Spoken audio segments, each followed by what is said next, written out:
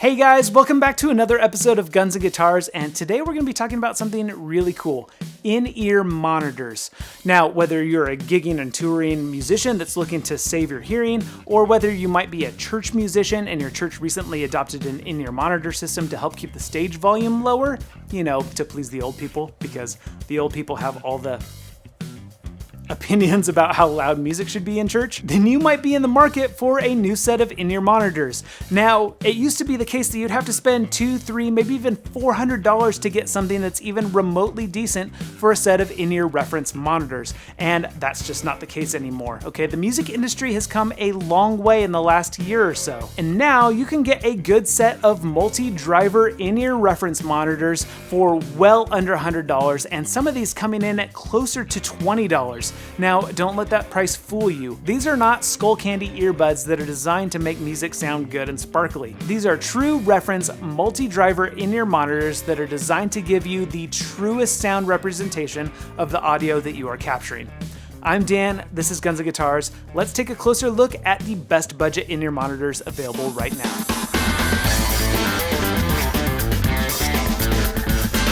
Now, in my years as a traveling touring musician, I tried lots of different kinds of universal fit in-ear monitors, from Shure, Sennheiser, Ultimate Ear, Futuresonics. Is Futuresonics even around anymore? They were like all the rage for about 5 seconds. Anyway, all those brands cost $200, $300, $400 for their universal fit in-ear monitors, and I can honestly tell you that these four options sound better for way less money, and that's my honest opinion. I truly believe these sound better. Now, before we take a closer look at these in-ear monitors, let's talk a little bit about the scientific makeup. It's gonna help you understand a little bit more what's on the inside of these monitors and what you can expect as a result. These in-ear monitors have two different types of drivers installed in them. The first driver is called a dynamic driver, and that's just basically a speaker, just like in your car, just like in your home theater system.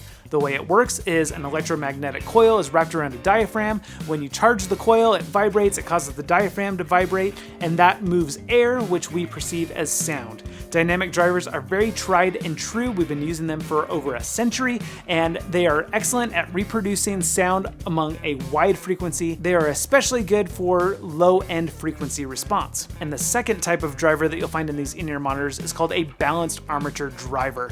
And I'm not gonna bore you with a lot of the details, but basically these were developed for hearing aids. They are much smaller, much lighter weight, and the difference is they don't actually move any air in their sound reproduction, so they are much easier and less fatiguing on your ears. Now, the downside of these drivers is that they have a very narrow frequency response, so if you want to capture the full frequency spectrum, you need to have multiple drivers that are each tuned to different frequencies. So that's what I mean by multi-driver. If you want to use balanced armature drivers, bottom line, you need more than one. Now, actually, most of the in-ear monitors that we're going to be looking at today are actually a hybrid of the two. They have balanced armature drivers to cover the high end to protect our ears from those shrill high frequencies that like to destroy our earbuds. Now, they also have a dynamic driver to cover the low end so we get a good low end frequency response. Okay, now that you know the difference between dynamic and balanced armature drivers, let's take a look at these in-ear monitors. Okay, the first set of in-ear monitors that we're going to look at are the KZ-ZSN, and these will run you about $22, and they do come in a variety of colors. As you can see, I chose the silver and magenta color. It's a little bit blingy, I know, but that's the color that I chose.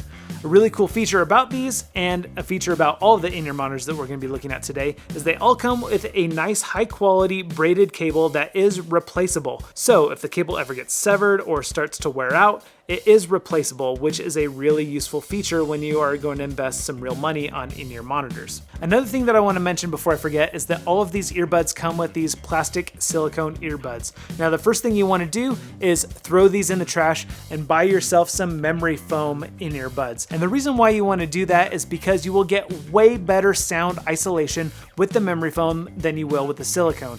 The silicone does filter out some high-end frequencies, but the low-end frequencies still bleed through, and it just creates a muddy mess when you are playing in a live band setting.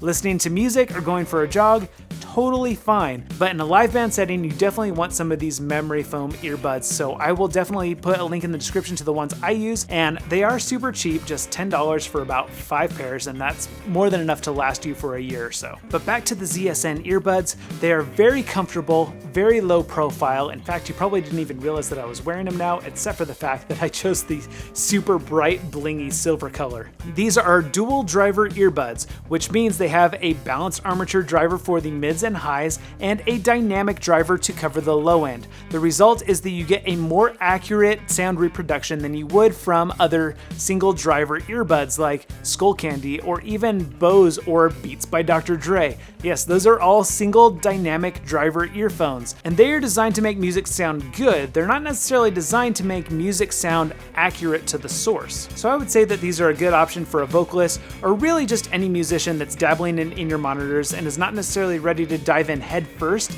At $22, even if these end up just being another pair of earbuds to listen to, you really can't go wrong. But seriously though, listen how good these sound.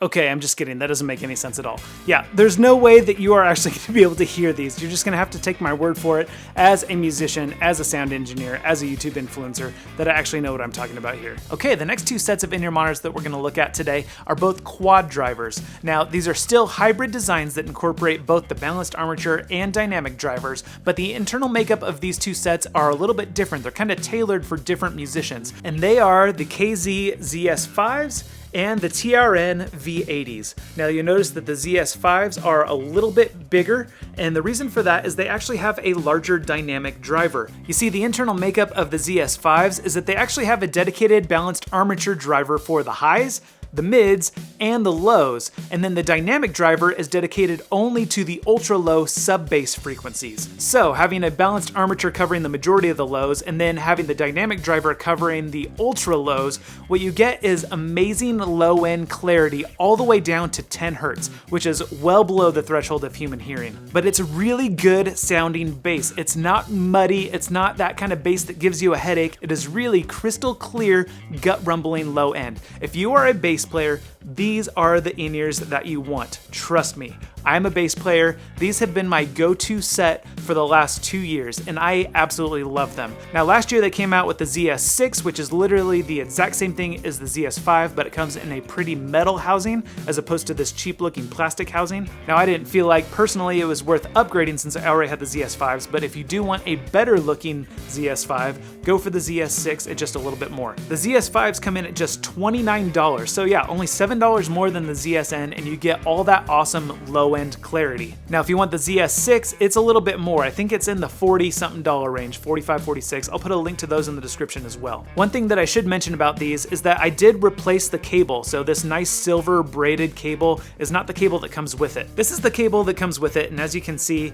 it's kind of thin, and I just didn't really trust it a whole lot. Plus, when I'm gigging, I like to have spares of everything. So I figured I'll just go ahead and order the upgraded cable for these, and then I'll keep this one as a backup if I need it. If you read through the reviews on this replacement cable, you'll see a lot of people saying that it improves the sound quality. That's absolute BS, okay? What those people are experiencing is just placebo effect, okay? They spent more money on a cable, they want it to sound better, therefore, to them, it sounds better. But it doesn't actually sound better, it sounds exactly the same as the factory cable. It just looks a lot more professional, and it's a lot more heavy duty, and I think those reasons alone are worth the upgrade. If I had to have one complaint about these in-ears, it's that they are so big and bulky. As you can see, they stick out from my ears quite a bit, and they have some kind of jagged and sharp edges that makes them uncomfortable to wear for an extended period of time. Now, when I'm playing the typical church gig where I have like 3 or 4 services on a Sunday morning, it's fine. But when I'm playing something like an Easter Sunday weekend where I've got all kinds of Good Friday services, Saturday services, Sunday morning services, and Sunday evening services, by the end of it, my ears are just done. They've gotten really raw from having these things stuck in there for so many hours. But still, I think that deep sub-bass clarity that you get with these is totally worth that inconvenience. And like I mentioned, the other quad driver set that we're looking at are the TRN V80s. And Firstly, these are much more comfortable to wear. As you can see, they're much more low profile, they fit in my ear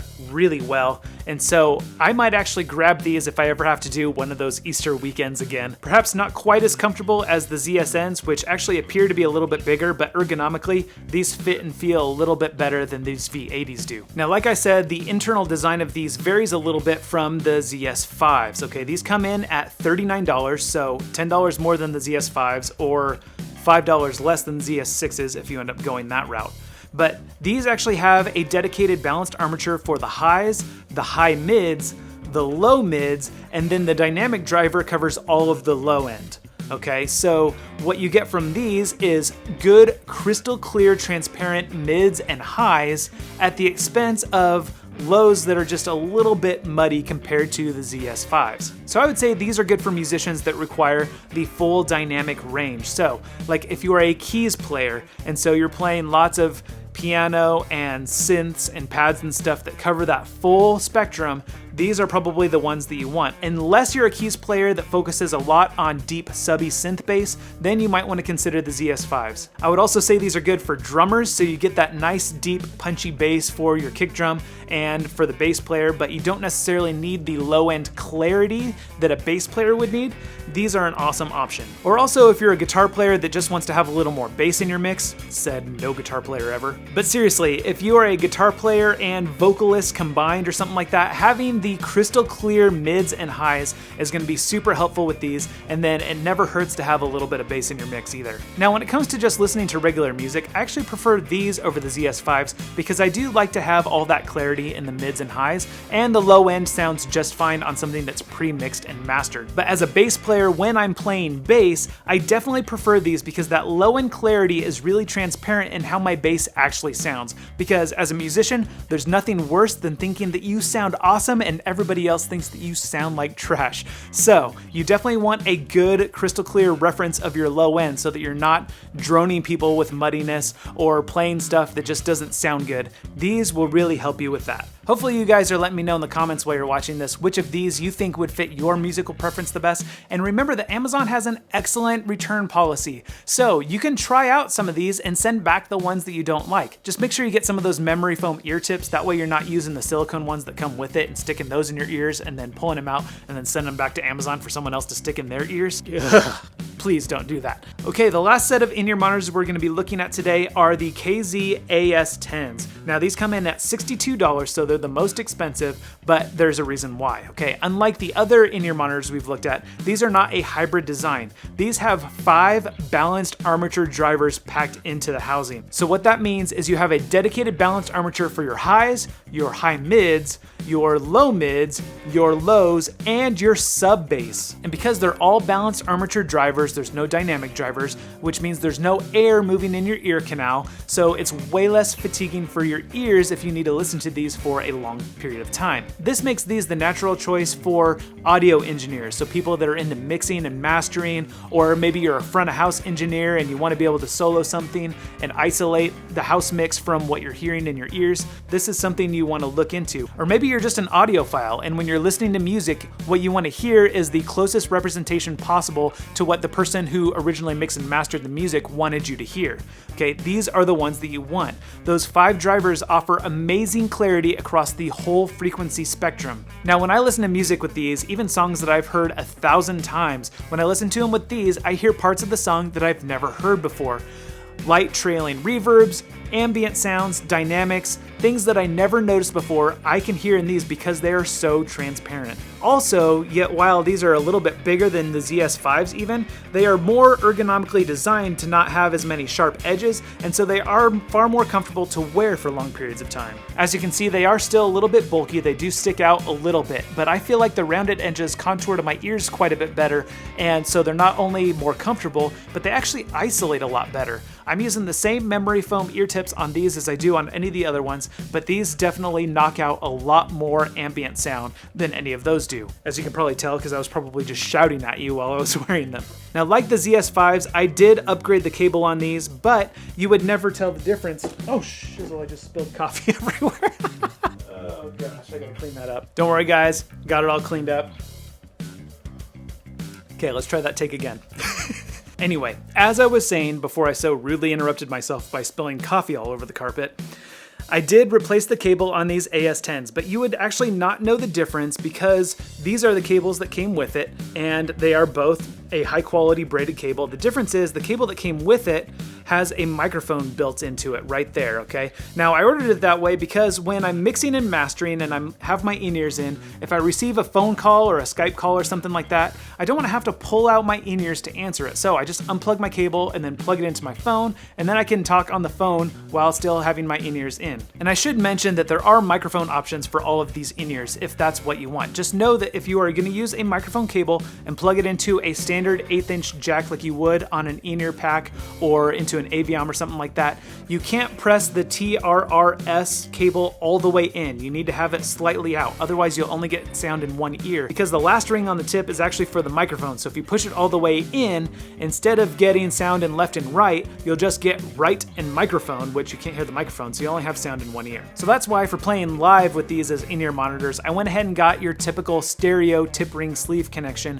without a microphone. Now you might be thinking that you want some of these AS10s, but $62 might be a little bit steep for your budget. Well, there is another option. At just $50, they have a version of these called the ZS10s. And what they do is they replace the low sub balance armature driver with a dynamic driver. So it's a little bit cheaper technology. That's how they're able to save the cost. Now, I haven't tried those out personally, so I don't know how they sound. According to the reviews on Amazon, they don't have quite the clarity that these have, but they probably are an upgrade from the ZS5s or the V80s. So if you really want that 5-driver technology, but you can't afford these, I highly recommend these. These sound absolutely killer. But if you can't afford that, I'll put a link to the ZS10s in there as well, and you guys can try them out and let me know in the comments if they are as good as the AS10s. Now, in my years as a traveling touring musician, I tried lots of different kinds of universal fit in-ear monitors, from Shure, Sennheiser, Ultimate, Futuresonics. Anyway, all those brands cost $200, $300, $400